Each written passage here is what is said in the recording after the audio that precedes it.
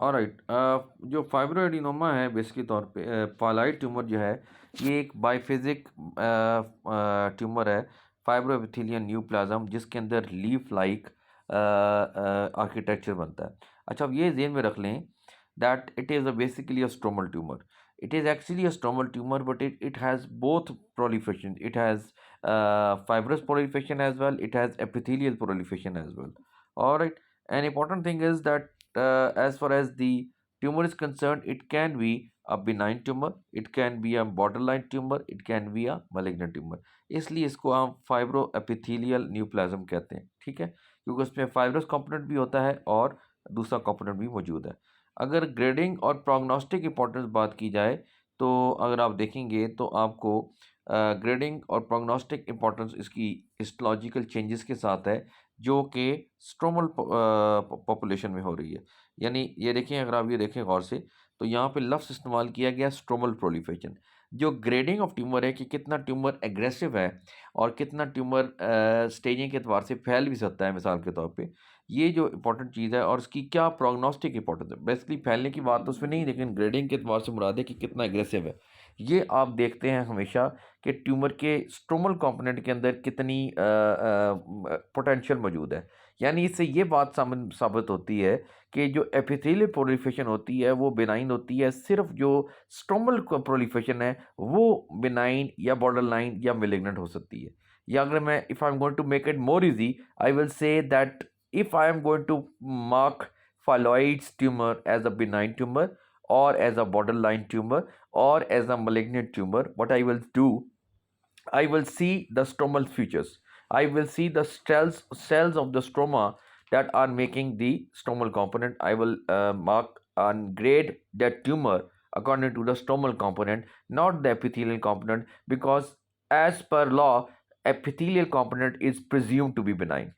अच्छा, अब यहाँ पे जो फाइलॉइड ट्यूमर के और यही बात उसने आगे भी कर दी है कि एपिथेलियल, अगर आप एसेंशियल फीचर्स की लास्ट लाइन देखें तो एपिथेलियल ट्यूमर जो है, अब कंपोनेंट जो है वो ज़्यादातर आपको बिनाइन नज़र आता है, ठीक है। इसी तरीके से फाइलॉइड ट्यूमर के बारे में कि ये टोटल जो ब्रेस्ट ट्यूमर्स हैं इसमें इसकी परसेंटेज अगर 100 केसेस लिए जाएं ब्रेस्ट ट्यूमर्स के, तो फाइलॉइडीज ट्यूमर की जो रिप्रेजेंटेशन है वो आउट ऑफ 101% है। यानी एक 100 में से एक केस होगा जो फाइलॉइड्स का होगा। बिनाइन फाइलॉइड्स और बॉर्डरलाइन और मैलिग्नेंट, तीन मैंने कैटेगरीज आपके सामने बयान कर दी हैं। एक होता है बिनाइन फाइलॉइड्स, एक होता है बॉर्डरलाइन फाइलॉइड्स और तीसरा होता है मैलिग्नेंट फाइलॉइड। इसका मतलब है कि ये ख़तरनाक भी हो सकता है और ये ख़तरनाक नहीं भी हो सकता। तो इनकी अगर रिप्रेजेंटेशन कोई पूछे, if somebody is going to ask me what is the representation of the benign phalloid tumor, then I will say कि benign phalloid tumor has 60 to 75% representation of the phalloid tumor has 60 to 75% of the cases are of benign, and out of which 15 to 25% or 26% are borderline, and very rare association or less component or less representation out of three, the less representation of the malignant component. So malignant tumors are very relatively less as compared to the phalloids. अब हर line का एक मतलब है, every line has a meaning that you have to interpret. Now from which this line, what interpretation I have or I should be having in my mind, क्या interpretation लूंगा मैं इस line को पढ़ के? मैं ये इंटरप्रिटेशन लूंगा कि फाइलॉइड ट्यूमर अगर आएगा तो मैं सबसे पहले इसको देखूंगा कि क्या ये फाइलॉइड ट्यूमर बिनाइन है या बॉर्डर लाइन है या मैलिग्नेंट है। और मैंने ये पढ़ा, I have read from my knowledge, कि बिनाइन फाइलॉइड ट्यूमर की अगर बात आएगी तो जेन में पहली कैटेगरी जिसको मैं सबसे ज़्यादा इंपॉर्टेंस दूंगा वो बिनाइन कैटेगरी है। अच्छा, एज के अतबार से अगर बात की जाए तो ये 40 टू 45 ईयर्स ऑफ एज में ज़्यादा कॉमन है। इसका मतलब क्या हुआ कि एज के एतबार से, यानी ये रिलेटिव, अगर हम एज की हिस्ट्री हमेशा डिजीज़ के लिए बड़ी इंपॉर्टेंट है। सो अगर disease is having an age around 20 to 25, the most common thing that comes to my mind as either a lump is a fibroadenoma, क्योंकि ये ज़्यादा कॉमन है।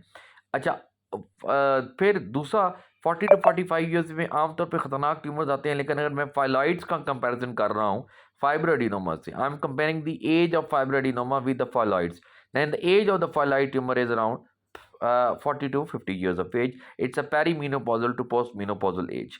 ठीक है। अब बिनाइन यहाँ पे बड़ी इंपॉर्टेंट पॉइंट है, अगर आप गौर से देखें, मैं आपको दिखा सकूं, दिस इज यस, इस पॉइंट को ज़रा गौर करें तो बड़ा इंपॉर्टेंट है कि benign phyllode tumour is occurring at a younger age group as compare to the borderline of malignant. इसका मतलब ये है कि मैं एज को हिस्ट्री में बड़ी इंपॉर्टेंस दूंगा।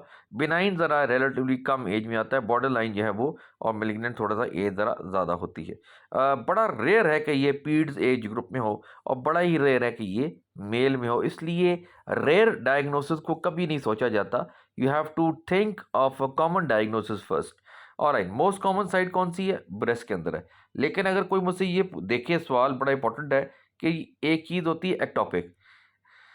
एक्टोपिक का क्या मतलब है? एक्टोपिक का मतलब ये है कि ये ब्रेस्ट टिश्यू कहीं और अदर देन, एक्टोपिक का मतलब है कि एक टिश्यू जो कि होना कहीं और चाहिए था, वो गलती से कहीं और एम्ब्रोलॉजिकली कहीं और उसका रेमिनेंट या उसी तरह का एक टिश्यू कहीं और बॉडी में किसी और जगह पे मौजूद हो, तो उसको हम कहते हैं एक्टोपिक टिश्यू। ये एम्ब्रोलॉजिकल भी हो सकता है और किसी डिजीज की वजह से भी हो सकते हैं, ऐसी बात नहीं है।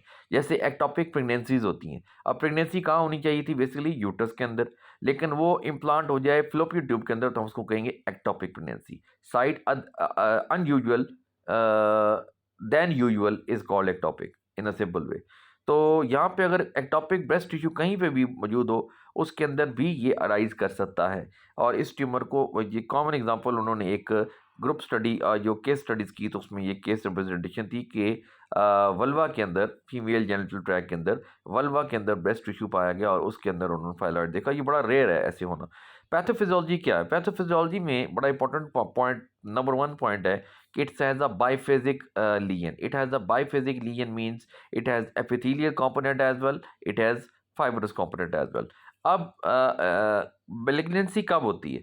मेलिग्नेंसी तब होती है जब ये बड़ा इंपॉर्टेंट है, अगर मैं आपको दिखा सकूं ये यहाँ पे ये जो loss of epithelial interaction in the stromal component believed to be leading to a malignant progression। मतलब क्या है?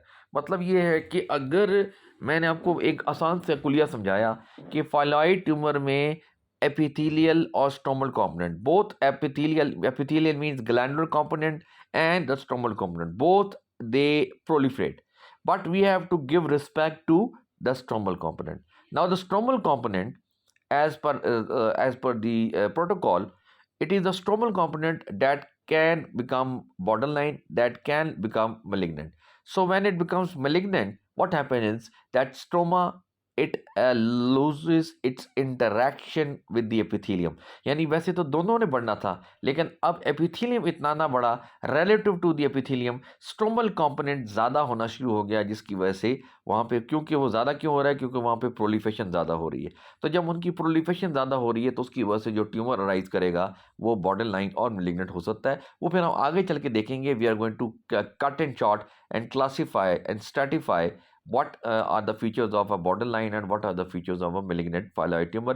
However, up till now, the important thing is when the tissue has to become borderline or malignant, when the phalloid has to become borderline or malignant, it is the stromal component that overgrows as compared to the epithelial component, that leads to change in the morphology of a tumor, and the tumor at once becomes borderline or malignant from benign। यानी benign tumour से एकदम वो border line हो गया और वो malignant हो गया, क्योंकि उसकी जो स्ट्रोमल कंपोनेंट था उसकी ग्रोथ ज़्यादा हुई है as compared to the epithelial component. Alright, अब यहाँ पे एक और इम्पॉर्टेंट बात ये है कि आपने लॉस ऑफ एपिथेलियल कंपोनेंट देख लिया। अच्छा, तीसरी पॉइंट पैथोफिजियोलॉजी में ये है कि बाज़ औक़ात क्योंकि फाइलॉइड ट्यूमर के अंदर हेट्रोलॉगस डिफरेंशिएशन होती है। Now this is a very important word for all the Egyptian students and for all of the students. You have to keep in mind that there is a difference between heterologous and homologous differentiation. For example, in case of uterus has an epithelial component which is endometrium, and then the myometrium which is a smooth muscle. If in case there is a differentiation of a smooth muscle within the uterus, yeah, I will say it as a homologous differentiation, because the tissue which is actually differentiating from that tumor in the uterus is actually belonging to that it is actually belonging to that tissue in its origin. For example uterus के अंदर smooth muscle, किसी tumour के अंदर smooth muscle की proliferation नजर आ रही है, तो मैं ये कहूँगा कि ये ट्यूमर तो एपिथेलियल था, for example epithelial tumour. For example uterus की लाइनिंग होती है एंडोमीट्रियल, एंडोमीट्रियल लाइनिंग का एंडोमीट्रॉयड एक ट्यूमर है, उसके अंदर बिलफर्ज एक एज्यूम कर लें कि उसके अंदर स्मूथ मसल का कंपोनेंट भी आ रहा है, तो मैं ये कहूँगा कि endometrial tumour is an epithelial tumour showing homologous differentiation. अगर उसके अंदर स्केलेटल मसल आता तो मैं, या उसके अंदर बोन आ रही होती, या उसके अंदर कार्टिलेज आ रहा होता, तो मैं कहता heterologous differentiation. So homologous differentiation means that the tissue which is differentiating from the tumor is actually resembling the normal counterpart of that tissue, is actually resembling the normal tissue of the or is actually representing the normal counterpart of that tissue. For example, if it is a smooth muscle arising in the tumor of uterus, I will say it as a homologous differentiation. Why? Because smooth muscle is actually the normal component of the uterus, normal uterus. So, and in case if there is a bony differentiation, in case there is a cartilage differentiation within that tumor arising in the uterus, I will say it as a heterologous, because normally in the normal uterus there is no cartilage, there is no skeletal muscle, there is no bone involved. That's why I'm going to say and I'm going to label that differentiation on the type of tissue that is actually differentiating. If the tissue that is differentiating is resembling the normal counterpart, I will say it as a homologous differentiation. If it is not resembling the normal counterpart, I will say it as a heterologous differentiation. So, phyloid tumor of the breast. Normally, in the breast tissue, there is no bone. Normally, in the breast tissue, there is no fatty, I will say, there is no cartilage. Normally, in the bone, there is no skeletal muscle. So, in case there is a what you will say smooth muscle differentiation in the tumor of the breast, I will say it is a heterologous, because the tissue that is differentiating from that neoplasm, it is actually not resembling the normal counterpart, the normal components of the breast tissue. And for example, if in case there is a what I would say is a fat tissue or a fatty tumor which is arising from the breast, I can say that yes, probably this is an homologous differentiation. Why? Because normal fatty component is actually present in the breast tissue. So sometimes phyloid has its potential that when it becomes malignant. Now, important point that you have to remember: phyloid tumor, when it becomes malignant, it undergoes some differentiation. Any tumor, when it becomes malignant, one of the feature of the malignant tumor that it can undergo differentiation. It can give rise to different tissues which should not be normally present in that tissue from where the tumor is arising. So in the phyloid tumor, what happens is that sometimes it, when it becomes malignant, it give rise to different tissues. For example, it can give rise to cartilage, it can give rise to a bone. So surprisingly, for everyone who is actually for any pathologist who is cutting or grossing or surgically cutting that breast tumor, if you see a bone, if you see a cartilage, if you see a skeletal muscle, or if you see a smooth muscle, you will definitely be surprised that why, what the hell these tissues are doing here. So that's why this is called heterologous differentiation. So phyllode tumour has the propensity, इसके अंदर ये रुझान मौजूद होता है फाइलॉइड tumour के अंदर कि ये ऐसे ट्यूमर्स, ऐसे टिश्यू को भी जन्म देता है या ऐसे टिश्यू को भी बना देता है अपने नॉर्मल ट्यूमर के साथ साथ, जो कि उस बॉडी के उस जगह के नॉर्मल जो टिश्यू के कंपोनेंट से उनसे बिल्कुल भी मैच नहीं करता होता. तो या ये मैच कर जाए तो उसको कहते हैं होमोलॉगस, अगर ये मैच ना करे तो उसको कहते हैं हेट्रोलॉगस. तो फाइलॉइड ट्यूमर में हेट्रोलॉगस डिफरेंशिएशन हो सकती है. यानी अगर आपके पास कोई फाइलॉइड का ट्यूमर आए, if you are going to see a phyllode tumour, what will you do? You may come across any bone, you may come across any cartilage in that tissue. So this is the one important point that you have to make clear. अगर यहाँ पे well differentiated liposarcoma हो, for example, if there is a well differentiated liposarcoma, I told you earlier in my lecture as well that lipoblasts are the cells which are actually donating fibroblasts, which are actually given a designation given for an adipose tissue, the cells of the adipose tissue. So lipoblast से अगर benign tumor हो तो उसको क्या कहते हैं? Lipoma. OMA लग जाए तो it's a benign मीजनकाइमल ट्यूमर। अगर मेलिग्नेंट लग जाए तो क्या कहेंगे, लाइपोसार्कोमा। तो ये लाइपोसार्कोमा अगर इधर आ जाए फाइलॉइड ट्यूमर के अंदर, तो अगर आप उनमें मार्कर लगवाएं तो आपको CDKF, CDK4 और MDM2 की एक्सप्रेशन बिल्कुल नज़र नहीं आएगी, बिल्कुल ऐसे ही जैसे कि वेल डिफरेंशिएटेड लाइपोसार्कोमा की होती है। ये कहने का क्या मतलब है, मतलब ये कि अगर कहीं किसी बॉडी के हिस्से में फैट का मेलिग्नेंट ट्यूमर हो जाए और उसको हम लाइपोसार्कोमा कहें, और उसको कंफर्म करने के लिए कि क्या वाकई लाइपोसार्कोमा है या नहीं है, क्योंकि बाज़ का लाइपोसार्कोमा इतना वेल डिफरेंशिएटेड होता है कि वो बिनाइन ट्यूमर से रिजेंबल कर रहा होता है, तो उसको चेक करने के लिए आप MDM2 की एक्सप्रेशन चेक करते हैं सेल के लेवल पर। तो सेल्स में अगर MDM2 की एक्सप्रेशन और CDK4 की एक्सप्रेशन ना हो तो इसका मतलब है कि ये लाइपोसार्कोमा है। तो बिल्कुल किसी भी जगह पे अराइज किया हुआ वेल डिफरेंशिएटेड लाइपोसार्कोमा की तरह फाइलॉइड्स के अंदर भी अगर खुदा ना खास्ता डिफ्रेंसिएशन हो जाए लाइपोसार्कोमेटिस कंपोनेंट की, यानी लाइपोसार्कोमेटिस कंपोनेंट फाइलॉइड ट्यूमर के अंदर भी आ रहा हो और उसको भी हम चेक करें तो उसकी खुसूसियात भी बिल्कुल वैसी ही होंगी जैसे किसी भी लाइपोसार्कोमा की जो बॉडी में कहीं से भी अराइज कर रहा हो।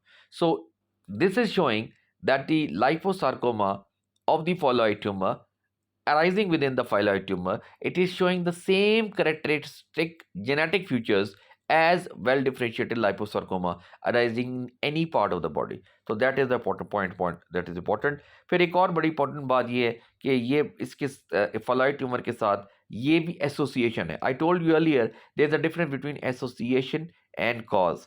Cause is actually the reason why the tumor is developing in that person, and association means that it can be associated with other disease. For example, smoking is not a cause, smoking has an association. It means had it been a cause, then all the people who are smoking all in the world, they would be developing squamous cell carcinoma, which is not true. It means it has an association, it can lead to carcinoma, but it is not imperative, it is not must that every smoker is going to develop a squamous cell carcinoma. So इसकी association ज़रूर है एक syndrome के साथ, वो हम syndrome बाद में पढ़ेंगे। मैं आप लोग जो याद रखना चाहिए सिर्फ उनके लिए, उसको लाइफ-फरमैनी सिंड्रोम कहते हैं। ऑलराइट, प्रेजेंट कैसे करता है ये प्रेजेंट करता है as a firm symptomatic mobile breast mass के तरीके, क्योंकि ये अच्छा मैंने आपको एक बात बताई थी कि ट्यूमर ज़्यादातर फिक्स होते हैं, लेकिन phyllode tumour despite being the fact कि ये मेलिग्नेंट है, लेकिन इसके अंदर ट्यूमर की इतनी ज़्यादा फिक्सेशन नहीं होती टू द अंडरलाइन टिश्यू। उसकी बहुत बुनियादी वजह ये है कि बाज़ औक़ात ट्यूमर के अंदर सिस्टिक डीजनरेशन हो जाती है, तो उसकी वजह से सिस्ट जो होती है वो फ्लूइड होता है, तो ट्यूमर जो है वो थोड़ा मोबाइल रहता है, लेकिन इसकी इस तरीके से फिक्सेशन नहीं होती जैसे कि फिक्सेशन हो रही थी मेलिग्नेंट ट्यूमर का जो एपिथेलियल ट्यूमर है। तो ये एक लार्ज ट्यूमर की तरह प्रेजेंट कर सकता है, ब्लडी निपल डिस्चार्ज की तरह प्रेजेंट कर सकता है। इसके अलावा बहुत रेयर काजेज़ हैं कि इसमें हाइपोग्लाइसीमिया हो जाए, या इंसुलिन लाइक ग्रोथ फैक्टर निकल आओ जो ऐसी एक्ट करे जैसे इंसुलिन होती है। ऑलराइट, अल्ट्रासोनोग्राफी और मैमोग्राफी में देखा जाए तो ये आप की लिमिटेशन है कि अगर आपको कोई ये पता लग रहा है कि ट्यूमर है, तो आप उसको ये डिफरेंशिएट नहीं कर सकते कि ये फाइलॉइड ट्यूमर है या फाइब्रोएडेनोमा है, क्योंकि दोनों के अंदर फाइब्रोएपिथेलियल स्ट्रोमल प्रोलिफरेशन होती है। Both the tumours are having fibroepithelial proliferation, ठीक है। सो इसलिए अल्ट्रासोनोग्राफी में आप मैस का तो बता सकते हैं, लेकिन इसका नहीं बता सकते। अच्छा, ये रेडियोग्राफिक रिप्रेजेंटेशन है, अगर आप ये गौर से देखें तो ये आपको एरिया शायद नज़र आएगा, मैं यहाँ पे दिखा नहीं पा रहा, लेकिन ये जो सारा वाइटिश मैस है डेंस, ये सारा का सारा फॉलाइड ट्यूमर है। एक ओवॉइड और लोबुलेटेड लीजन है जिसमें छोटी छोटी आपको वाइट वाइट डार्क कैल्सिफिकेशन भी नज़र आ रही हैं बैकग्राउंड के अंदर। ऑलराइट, प्रोग्नोस्टिक फैक्टर्स किसी भी ट्यूमर के लिए बड़े इंपॉर्टेंट है। When it comes to benign phyllode tumour, ये याद रखें कि इसकी जो रेट ऑफ रिकरेंस है बड़ी कम होती है regardless of the margin status. मैंने आपको बताया था मार्जिन स्टेटस क्या है, कि एक ट्यूमर का नॉर्मल टिश्यू से या एक सैंपल आपने काट के भेजा, उस सैंपल में जो सारा का ट्यूमर हुआ, इसका मतलब है कि मार्जिन इन्वॉल्व है। अगर सारा का सारा जो गिल्टी या जो रसोली भेजी है वो ट्यूमर नहीं है, थोड़ा सा एरिया नॉर्मल आ रहा है, नॉर्मल टिश्यू भी मौजूद है साथ, तो फिर हम देखेंगे कि ट्यूमर के अपने मार्जिन से यहाँ यहाँ तक ट्यूमर गया था वहाँ से लेकर नॉर्मल टिश्यू के दरमियान कितना डिस्टेंस मौजूद है। अगर डिस्टेंस कम है तो और वो ट्यूमर मलिग्नेंट है तो फिर हमें सर्जन को बताना पड़ेगा कि भैया चांसेस हैं कि ट्यूमर दोबारा रिकरेंस हो जाए या ट्यूमर को कोई ऐसा वहाँ पे मौजूद हो। अगर वो बिनाइन ट्यूमर है फिर मार्जिन की स्टेटस की इतनी इंपॉर्टेंस नहीं रहती, क्योंकि बिनाइन ट्यूमर जो है वो रिकरेंट नहीं होता या बड़े कम चांसेस होते हैं रिकरेंट होने के। ठीक है, बिनाइन ट्यूमर के अंदर चांसेस खतरनाक भी नहीं है इतना बॉडी के लिए। It's not difficult because number 2 point is it does not metastasise और कॉज ये पॉइंट है, do not cause do not does not metastasise और कॉज मोर्टेलिटी, ये मोर्टेलिटी भी कॉज नहीं करता। और रिकरेंस की बात की जाए तो ये बिनाइन जो है वो रिकरेंट के चांसेस होते ज़रूर हैं, लेकिन अगर कोई ख़तरे वाली बात है तो वो ये हो सकती है कि खुदा ना खास्ता कोई बिनाइन ट्यूमर था और वो वहाँ से प्रोग्रेस कर गया है और वो बॉर्डर लाइन और मेलिग्नेंट फाइलॉइड बन चुका है। अच्छा, जो बॉर्डर लाइन ट्यूमर होते हैं इनकी बात याद रखें कि इनकी बिहेवियर इंटरमीडिएट है between benign and malignant phyllode tumour. इसके अंदर high risk of local recurrence है, यानी चांसेस दोबारा फैलने के बहुत ज़्यादा हैं, और रिस्क ऑफ माइटोसिस भी इनके अंदर मौजूद होता है। जो मेलिग्नेंट फाइलॉइड ट्यूमर होते हैं, जैसे कि मेलिग्नेंट से पता लगा, उनके अंदर जो रिस्क है वो 20 to 30% रिस्क ज़्यादा है लोकल रिकरेंस का। और डिस्टेंस मेटास्टाइज अगर वो करेंगे तो कहाँ करेंगे, खुदा ना खास्ता फाइलॉइड ट्यूमर मेलिग्नेंट हो गया तो फैल गया तो कहाँ कहाँ फैलेगा, ये फैल सकता है कहाँ पे, ये मैं आपको लाइन पढ़ रहा हूँ। This is the line basically, yes. और कहाँ कहाँ फैल रहा है, ये फैल रहा है लंग के अंदर, ये फैल रहा है प्लूरा के अंदर, ये फैल रहा है बोन यानी हड्डी के अंदर, ये सीएनएस के अंदर भी जा सकता है, विसरल ऑर्गन्स के अंदर भी जा सकता है। और मैंने जैसे आपसे बात की थी कि इसके अंदर हेट्रोलॉगस डिफरेंशिएशन हो सकती है। अब ये जो हेट्रोलॉगस डिफरेंशिएशन है ना, ये बड़ी ख़तरनाक है, और ये जो हेट्रोलॉगस डिफरेंशिएशन है ये मलिग्नेंट हेट्रोलॉगस डिफरेंशिएशन है। सो ये एक मलिग्नेंट हेट्रोलॉगस डिफरेंशिएशन की तरह भी प्रेजेंट कर सकता है, और इसमें एक्सियल लिम्फ नोड की इन्वॉल्वमेंट भी हो सकती है, लेकिन कम है as compared to the malignant tumour of the epithelium. इसलिए इसकी सिग्निफिकेंस क्या है, इसकी सिग्निफिकेंस ये है कि फाइलॉइड ट्यूमर में हम एक्जिला को चेक जरूर करते हैं लेकिन एक्जिला को रिमूव नहीं करते, क्योंकि एक्जिलर टेल या एक्जिलर टिश्यू को रिमूव इसलिए नहीं करते क्योंकि चांसेस ऑफ मेटास्टेसिस बहुत ज़्यादा कम होते हैं। पॉजिटिव मार्जिन स्टेटस जो है वो बड़ा इंपॉर्टेंट है, खास तौर पर ट्यूमर अगर बॉर्डर लाइन या मेलिग्नेंट हो। अच्छा, इसकी ट्रीटमेंट क्या की जाती है, अब ये देखें, ट्रीटमेंट में आप लोकल ऑक्सीजन देते हैं और उसकी लोकल ऑक्सीजन दे के इसको एक्सरसाइज करके लोकली इसको निकाल देते हैं, उसके मार्जिन को जो है वो क्लियर मार्जिन देने होते हैं। अगर अगर ट्यूमर बिनाइन है, अगर ट्यूमर बिनाइन है तो फिर उसमें अगर मार्जिन का स्टेटस टिश्यू के साथ, नॉर्मल टिश्यू के साथ उसका स्टेटस अगर नैरो भी आ गया, बहुत कम भी आ गया, तो भी कोई खतरे वाली बात नहीं है। यानी 10 mm तक का डिस्टेंस भी है एक नॉर्मल टिश्यू के साथ तो भी खतरे वाली बात नहीं है। ठीक है। अच्छा, एक्सिलरी डाइसेक्शन, मैंने आपसे क्या कहा था कि एक्सिलरी डाइसेक्शन हम आमतौर पे नहीं करते हो, यानी एक्सिलरी डाइसेक्शन आप नहीं करते। और एफिकेसी ऑफ रेडियोथेरेपी भी बड़ा अनक्लियर है कि शायद रेडियोथेरेपी को इफेक्ट हो या कीमोथेरेपी का इफेक्ट भी बहुत ज़्यादा अनक्लियर है, नहीं होता। आमतौर पे अगर ट्यूमर हो तो एक्सरसाइज कर दिया जाए, और अगर मिलियनर ट्यूमर हो सारा का सारा एक्सरसाइज कर दिया जाए तो पेशेंट की जान कनी हो जाती है, जान बख्शी हो सकती है। अच्छा, अब ये ट्यूमर कैसा होता है, ये बेसिकली तौर पे एक राउंड बॉस्युलेटेड अपीयरेंस होती है। ये देखें सारे के सारे आपको बॉस्युलेटेड यानी गोल गोल एक लॉब्यूलेटेड लॉब्यूल से नज़र आ रहे हैं। और ये जो ट्यूमर है ये अगरचा ये फाइलॉइड है, बिनाइन फाइलॉइड है, लेकिन आपको छोटे छोटे गोलियों की शक्ल में थैलियाँ पड़ी हुई हैं। This is called a lobulated appearance और a bosselated appearance of the phyllode. और ये जो मलिग्नेंट हो गया, अगर आप देखें गौर से तो मलिग्नेंट ज़रा ज़्यादा खतरनाक नज़र आ रहा है। इसमें हेमरेज भी है, हार्ट टिश्यू भी है, और शायद इसको अगर काटें तो उसके अंदर कोई कार्टिलेज वगैरह भी नज़र आ जाए। ठीक है, तो ये है आपका फाइलॉइड ट्यूमर। फाइलॉइड ट्यूमर के अंदर आपको ये जो पेज है, ये जो चीज़ है, इसको याद रखना बहुत ज़रूरी है। यानी फाइलॉइड ट्यूमर के अंदर हो क्या रहा है, फाइलॉइड ट्यूमर के अंदर स्ट्रोमल एटिपिया, हम कभी भी जब एपिथेलियल और स्ट्रोमल कंपोनेंट को देखते हैं तो हमने ये देखना होता है कि स्ट्रोमल कंपोनेंट को हमने इज्जत देनी है फाइलॉइड्स के लिए। तो फाइलॉइड्स का हमने 4 5 6 चीज़ें देखनी है। एक, स्ट्रोमल एटिपिया के स्ट्रोमल सेल्स कितने एटिपिकल हैं। दूसरा, स्ट्रोमल की सेलुलैरिटी कितनी है, कितने स्ट्रोमल कंपोनेंट ज़्यादा है, क्या वो एपिथेलियल से ज़्यादा हो गया है कि नहीं हुआ। स्ट्रोमल ओवरग्रोथ, स्ट्रोमल ओवरग्रोथ से मुराद ये है कि सबसे छोटी पावर माइक्रोस्कोप पे होती है 4x की. So in the 4x power, if you see whole of the tissue which is actually forming a stromal component, not the epithelial component, I will say that this is the stromal overgrowth, because I cannot hardly see any normal benign glandular tissue present within that tumor of phalloid. फिर mitotic activity अगर आप गौर से देखें तो mitotic activity change हो रही है. Benign के अंदर आपको less than 5/10 high power field, यानी 10 हाई पावर फील्ड से क्या मुराद है, सबसे हाई पावर फील्ड होती है 40x.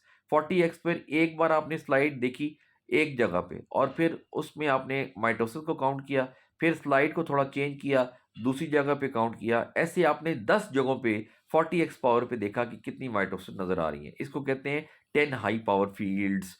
अब पर 10 हाई पावर फील्ड यानी 10 हाई पावर फील्ड पे अगर लेस देन 5 माइटोसिस नजर आ रहा है तो इसका मतलब यानी 5 से कम गिनती में मुझे माइटोसिस यानी एबनॉर्मल माइटोसिस नजर आ रही है. सेल के न्यूक्लियस के अंदर मुझे एबनॉर्मल माइटोसिस नजर आ रही है, तो मैं ये कहूँगा कि ये माइटोटिकली इतना एक्टिव नहीं है, ये बेनाइन है. अगर बॉर्डर लाइन हुआ तो थोड़ी माइटोटिक एक्टिविटी बढ़ जाएगी, 5 to 9 जो है वो पर 10 हाई पावर फील्ड हो जाएगी. और अगर वो मेलिग्नेंट हो गया तो इसका मतलब है more than 10 high power field मुझे मेलिग्नेंसी का चांसेस नजर आएंगे. अच्छा, आप स्ट्रोमल सेलुलरिटी देखें तो बड़ी कम सेलुलरिटी इंक्रीज होती है बिनाइन के अंदर, वो भी फोकल होती है.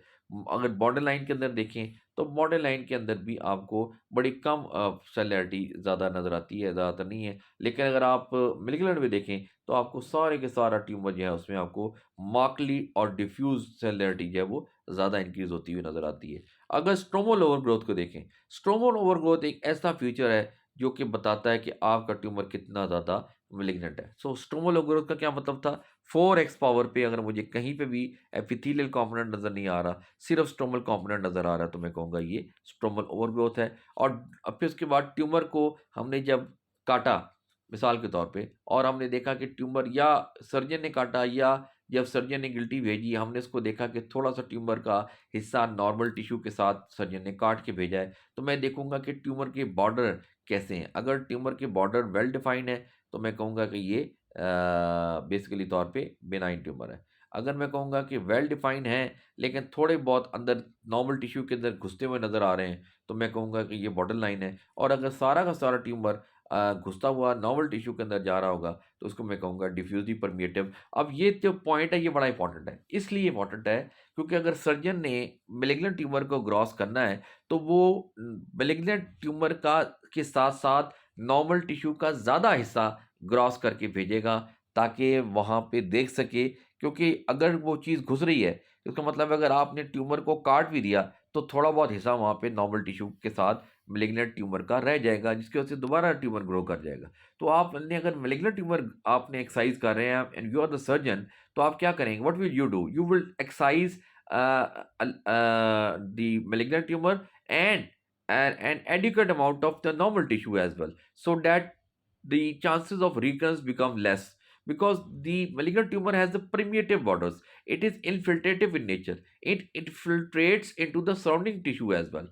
So because of the infiltrative nature, there is a possibility that if you will not excise an adequate normal tissue along with that malignant tumor, there is a possibility that some of the tumor may left behind in the body, leading to increase recurrence chances of recurrence may will increase definitely. अच्छा, malignant heterologous deficiency किस में हो रही है, सिर्फ और सिर्फ ये ट्यूमर के अंदर, जिस ट्यूमर के अंदर हो रही है इसको आप मेलिग्नेंट कैटेगरी कहेंगे, यानी मेलिग्नेंट हो सकता है. अब वो मेलिग्नेंट हो सकता है रेब्डोमायोसार्कोमा हो, वो ब्लड वेसल्स का ट्यूमर हो जाए जिसको एंजियोसार्कोमा कहते हैं, या वो ट्यूमर स्केलेटल मसल का या स्मूथ मसल का ट्यूमर हो जाए जिसको लियोमायोसार्कोमा कहते हैं, तो ये हेटरोलॉगस डिफरेंशिएशन होगी. इसके अलावा आपको सिस्टिक डीजनरेशन नज़र आ सकती है, आपको स्ट्रोमा नज़र आ सकता है, आपको मिक्सॉइड और हाइलाइजेशन चेंज नज़र आ सकती है, मल्टी न्यूक्लिएटेड जॉइंट सेल आपको नज़र आएंगे, और एपिथेलियल कंपोनेंट आपको आमतौर पर नज़र ही नहीं आएंगे. अगर आए तो वो ज़्यादातर ब्लैंड होंगे, बहुत कम चांसेस हैं कि उसके अंदर आपको इन्वेसिव कार्सिनोमा हो. अगर आप ये फिगर गौर से देखें तो आपको लीफ लाइक अरेंजमेंट नज़र आ रही है, जैसे पत्ते का डिज़ाइन होता है वैसी वैसी आपको एपिथेलियल कंपोनेंट नज़र आ रहा है. इस एपिथेलियल कंपोनेंट के साथ साथ अगर आप स्ट्रोमल फीचर्स को देखें, ये जो स्ट्रोमल फीचर्स आपको नज़र आएंगे, these are the stromal features. मैं आपको दिखा नहीं पा रहा, ये जो लाइनें लगी हैं, लाइनों की शक्ल में रोज की शक्ल में, ये एपिथेलियल कंपोनेंट है, और जो सपोर्टिंग टिश्यू है लाइट पिंक इन कलर का वो स्ट्रोमल कॉम्पोनेंट। अब ये देखो ये सारा का सारा ऐसे लग रहा है जैसे ये फाइलॉइड ट्यूमर है, लेकिन इसका बहुत स्ट्रॉन्ग डिफरेंशियल बिनाइन फाइलॉइड का वो फाइब्रोएडिनोमा भी बनता है, क्योंकि फाइब्रोएडिनोमा के अंदर भी इस तरह के इंटरकेनालिकल पैटर्न्स आ सकते हैं। तो बड़ा इंपॉर्टेंट है कि आपने इसको कैसे डिफ्रेंशिएट करना है। वैसे बिनाइन फाइलॉइड्स को और बिनाइन फाइब्रोएडिनोमा में कोई खास डिफरेंस नहीं है, क्योंकि चांसेस ऑफ रिकरेंस बहुत ज़्यादा कम होते हैं। तो अगर आपने कह भी दिया तो कोई इतनी बड़ी बात नहीं है। अच्छा, अब यहाँ पे गौर से देखें, यहाँ पे स्ट्रोमल एटीपीआ नज़र आ रहा है। अगर आप ये देखें, ये स्ट्रोमल कॉम्पोनेंट के सेल्स हैं और इनके अंदर सामने, बिल्कुल सामने 6 o'clock पे या सेंटर पे या सेंटर में देखें तो एटिपिकल माइटोसिस भी नज़र आ रही है सेल्स के अंदर। तो ये है कि आपका स्पिंडल कॉम्पोनेंट जो है वो बहुत ज़्यादा बढ़ गया है, और स्पिंडल कॉम्पोनेंट बढ़ने की वजह से आपको मेलिग्नेंट के चांसेस बहुत ज़्यादा बढ़ गए। अच्छा, एटिपिकल माइटोसिस ये देखें, ये है atypical mitosis. This is called atypical mitosis, यानी एटिपिकल माइटोसिस जो है वो एक फीचर है। किसका फीचर है? ये फाइलॉइड ट्यूमर का फीचर है। अच्छा, फाइलॉइड ट्यूमर के लिए मार्कर्स कौन से कराने हैं? साइटोकेराटिन मार्कर, एपिथेलियल मार्कर और स्टोमल कॉम्पोनेंट के मार्कर्स हैं। जो साइटोकेराटिन ER, PR और ग्रॉस सिस्टिक डिजीज F15, ये वो मार्कर हैं जो एपिथेलियल के हैं। और स्टोमल कॉम्पोनेंट के लिए आपने वाइमेंटन, CD34, BCL2, ER beta marker कराना है। साइटोकेराटिन और P63 मार्कर भी यूज़ करेंगे आप।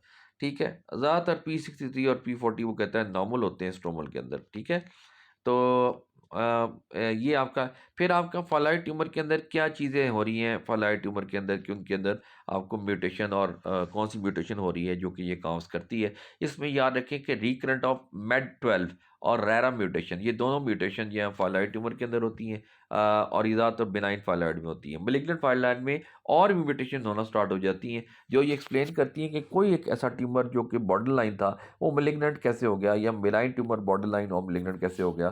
तो आप ये देखें कि उसके अंदर NF1, RB1, PIK3CA, EGFR, TP53 और ERBB4, ये जीन की म्यूटेशन नज़र आती है। टर्ड म्यूटेशन बड़ी कॉमन नज़र आती है, बॉर्डर लाइन के अंदर आपको नज़र आती है। सो दिस इज, अब इसके डिफरेंशियल के सिर्फ नाम भी ज़हन में रख लें कि इसमें आपको कौन कौन से डिफरेंशियल हो सकते हैं। अगर तो वो ट्यूमर बाईफेजिक है, यानी एपिथेलियल कॉम्पोनेंट भी है और स्ट्रोमल कॉम्पोनेंट भी है, तो फिर आप सोच सकते हैं कि कहीं ये कोई मेटाप्लास्टिक कार्सिनोमा तो नहीं है। अगर ट्यूमर के अंदर खाली यानी एडिपोज टिश्यू है, लाइपोसarcoma नज़र आ रहा है, तो आप वेल डिफरेंशिएटेड लाइपोसarcoma को भी डिफरेंशियल में रखेंगे। वेल डिफरेंशियल लाइपोसarcoma उस केस में जब फाइलॉइड ट्यूमर के अंदर आपको लाइपोसarcomatous कंपोनेंट नज़र आ रहा हो।